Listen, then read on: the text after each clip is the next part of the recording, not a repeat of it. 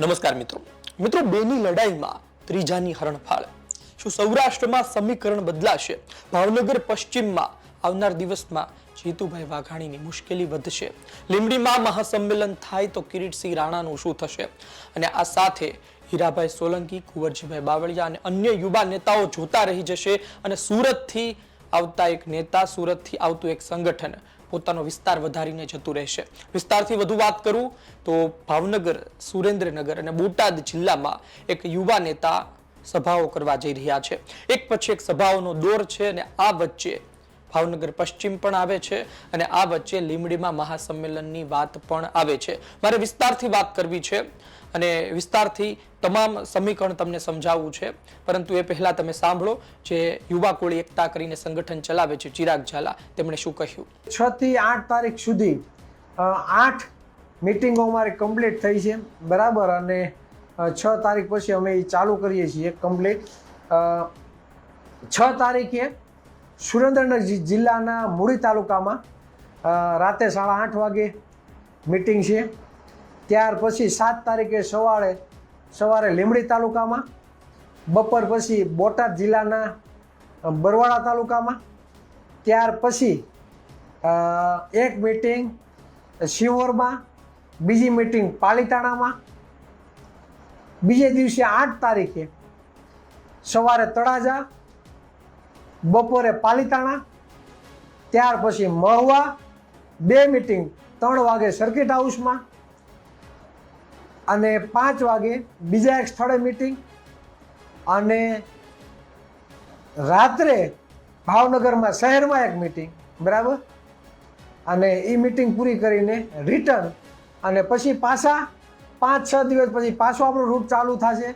એટલે ઘણા મિત્રો એવું કીધું છે કે ચિરાગભાઈ, તમે જ્યારે મીટિંગ જે બાજુ લેવા જવાના હોય તો અગાઉથી જાણ કરજો, એટલે અમે પણ કહીએ કે ભાઈ અમારી અહીંયા મીટિંગ લેવા તમે આવો। કેમ કે 2 દિવસ થયા લોકોને ખબર પડી કે આ બાજુ મીટિંગ લેવા આવે છે, એટલે ઘણા મિત્રોના ફોન આવ્યા કે તમે અહીંયા મીટિંગ લેવા આવો ચિરાગભાઈ, અહીંયા આવો, બરાબર।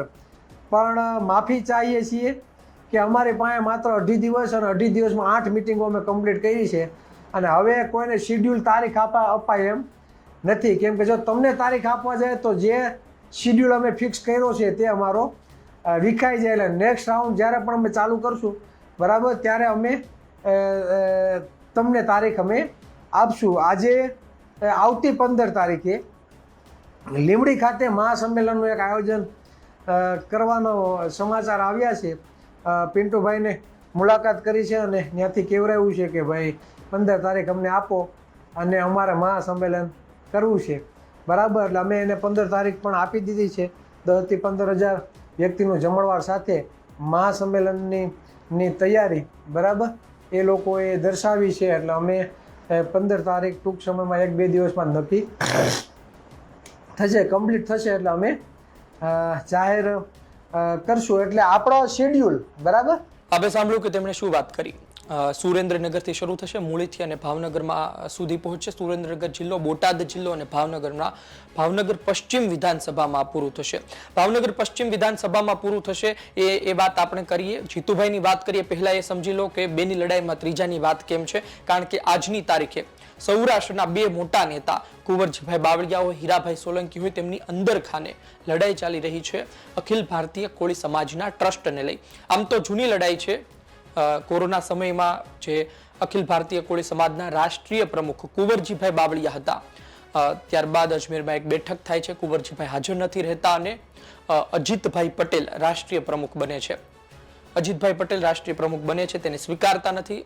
કુંવરજીભાઈ બાવળિયા કહે છે કે આખી જે કાર્યકારિણી હતી તે ગેરબંધારણીય હતી। આ જ કારણોસર તે મામલો કોર્ટમાં જાય છે। આજની તારીખે પણ કોર્ટમાં છે। કુંવરજીભાઈ પકડી રાખી રહ્યા છે કે ભાઈ હું નહીં મૂકું અખિલ ભારતીય કોળી સમાજનું ટ્રસ્ટ, અને સામે અજીતભાઈ રાષ્ટ્રીય પ્રમુખ હતા, ત્યારબાદ પણ વિરેન્દ્ર કશ્યપ રાષ્ટ્રીય પ્રમુખ બની ચૂક્યા છે અને તેમણે હીરાભાઈ સોલંકીને પણ પ્રદેશ પ્રમુખ ગુજરાતના ઘોષિત કરી દીધા છે। એટલે બંને તરફથી પકડ છે અખિલ ભારતીય કોળી સમાજના ટ્રસ્ટની। યુવાનો મૂંઝાય કે કઈ તરફ જવું। આ તરફ જઈશું તો બીજા નેતાને ખોટું લાગશે, બીજી તરફ જઈશું તો પહેલા નેતાને ખોટું લાગશે, અને અંતે બંને ભાજપના છે અને રાજકીય છે। કોઈ બિન રાજકીય સંગઠન છે તો યુવા કોળી એકતા સંગઠન આ જ પ્રકારે આગળ વધી રહ્યું છે। બિનરાજકીય અને તેમના નેતા જો રાજકારણમાં જોડાય એટલે કોઈ પોલિટિકલ પાર્ટીમાં જોડાય તો તેમને રાજીનામું આપી દેવાનું, આ વાત સાથે તેઓ આગળ વધી રહ્યા છે. દર અઠવાડિયે કોળી સમાજની પ્રભાવિત વોટ બેંક હોય ત્યાં દર અઠવાડિયે એક મોટી બેઠક થાય તે વાત સાથે તેઓ આગળ વધી રહ્યા છે. આપણે ત્યાં ઘણા મોટા અને જૂના સંગઠન દર અઠવાડિયે એક બેઠક કરતા હોય છે. એ જ નિયમ સાથે, એ જ એક પ્રણાલી સાથે તેઓ આગળ વધી રહ્યા છે. હવે ભાવનગર પશ્ચિમની વાત કરીએ તો ભાવનગર પશ્ચિમમાં પહેલેથી જ જીતુભાઈ વાઘાણી સામે ઉકળતો ચરુ જોવા મળી રહ્યો છે. એ વાત 100%ની છે કે હજુ સુધી કોઈ મજબૂત ચહેરો જીતુભાઈ વાઘાણી સામે પ્રસ્થાપિત નથી થયો. 2022માં રાજુભાઈ સોલંકીએ ફાઇટ આપી, પરંતુ ત્યારબાદ શું થયું? તેઓ થોડા નિષ્ક્રિય થયા, ન્યાય સભા થઈ, કોઈ ચહેરા બહાર આવ્યા અને પાછા તે પણ નિષ્ક્રિય થઈ ગયા અને આ વચ્ચે ઝઘડો સામે આવ્યો એ અલગ. એટલે કે કોઈ પણ જાતનો વિરોધ હોય પરંતુ એક ચહેરો ન હોય તો કશું કામનું નથી. હવે જોઈએ કે આ બેઠકો પછી ત્યાં કોઈ ચહેરો આવે છે કે નહીં. બીજી વાત એ છે કે લીંબડીમાં મહાસંમેલનની વાત છે અને લીંબડી મહાસંમેલન થાય તો કિરીટસિંહ રાણાની મુશ્કેલી વધી શકે છે. કિરીટસિંહ રાણા 2022માં જીત્યા, પહેલા પેટા ચૂંટણીમાં જીત્યા, મજબૂત ચહેરો પણ છે, પરંતુ આ વિસ્તારમાં મયુર સાકરિયા આમ આદમી પાર્ટીના ધીમે ધીમે પોતાનું કદ વધારી રહ્યા છે. એ બીજા નંબરે રહ્યા હતા. આમ તો કોંગ્રેસની પણ વોટ બેંક છે, પરંતુ આમ આદમી પાર્ટીના આવવાથી લીંબડી વિધાનસભામાં ફટકો બેશક કોંગ્રેસને પડ્યો છે. તો જો કોઈ મહાસંમેલનનું આયોજન થાય તો કિરીટસિંહ રાણાને પણ તેની અસર પડી શકે છે.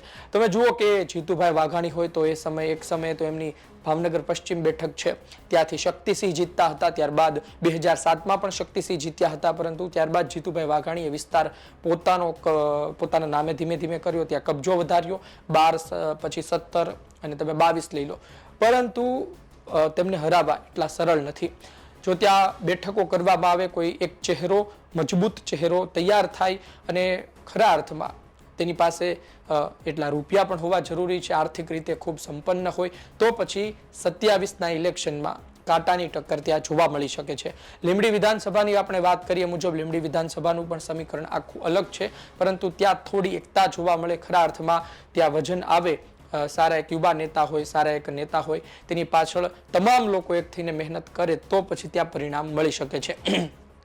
પરંતુ જોઈએ આવનાર દિવસમાં શું થાય છે.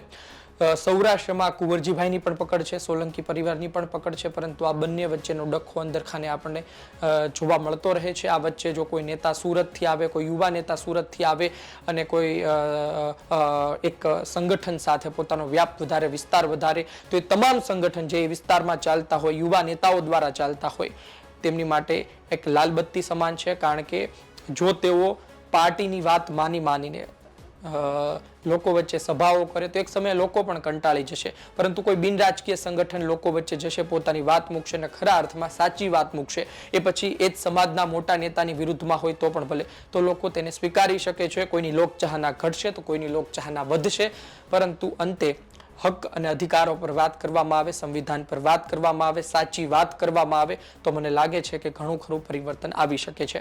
આપનું શું કહેવું છે કોમેન્ટ બોક્સમાં જરૂરથી જણાવજો. આપ શું વિચારી રહ્યા છો? શું કોઈ ફરક પડી શકે છે? સીધી વાત છે, કોઈ સંગઠન ધીરે ધીરે પોતાનો વ્યાપ વધારી રહ્યું હોય, શરૂઆતમાં અસર ના બતાય, પરંતુ જો એક સંગઠન બને, ગામડે ગામડે બેઠકો શરૂ થાય તો તેની અસર બેશક પડી શકે છે. આપનો અભિપ્રાય કોમેન્ટ બોક્સમાં લખજો. ધન્યવાદ.